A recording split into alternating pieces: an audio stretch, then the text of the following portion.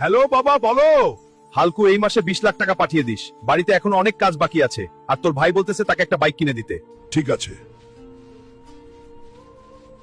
পরিবারের কাছে কি আমি শুধু একটা টাকার মেশিন? কেমন আছি, কি করতেছি, কবে বাড়ি যাব কিছুই জিজ্ঞেস করে না। শুধু টাকাই প্রয়োজন, তারা প্রবাসীদের দুঃখ কেউ বুঝে না রে। তোর ভাইয়ের বিয়ে ঠিক হয়ে গেছে, 30 লাখ টাকা পাঠিয়ে দিস। আর তোর বিয়েতে আসার দরকার নাই, আমরা লোকেদের বলবো কাজের জন্য আসতে পারিসনি।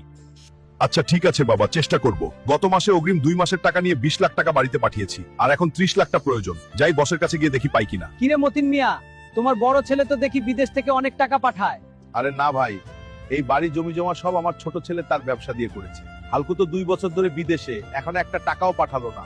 বিদেশে গিয়ে তো সে মেয়ে নিয়ে ব্যস্ত। তারপর কি হলো সেটা দেখার আগে যারা এই ছবিটিকে ভালোবাসো তারা লাইক সাবস্ক্রাইব করো। দেখা যাক কে কে এই ছবিটাকে ভালোবাসে। বস, আমাকে কি অগ্রিম 1 বছরে টাকা দেওয়া যাবে? বাড়িতে খুবই টাকার প্রয়োজন। আগে যা, বুর্জ খলিফার মাথায় উঠে আয়নাটা ঠিক করে দিয়ে আয়। আচ্ছা ঠিক আছে বস।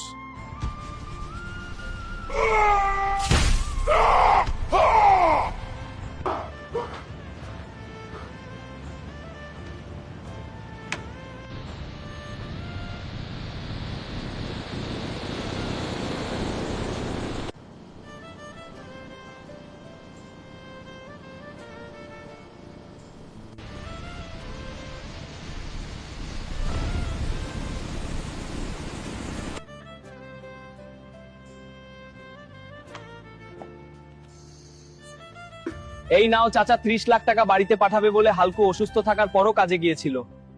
বাবা হালকু, তুই আমাকে ক্ষমা করে দিস। আমি তোকে বুঝতে পারিনি বাবা।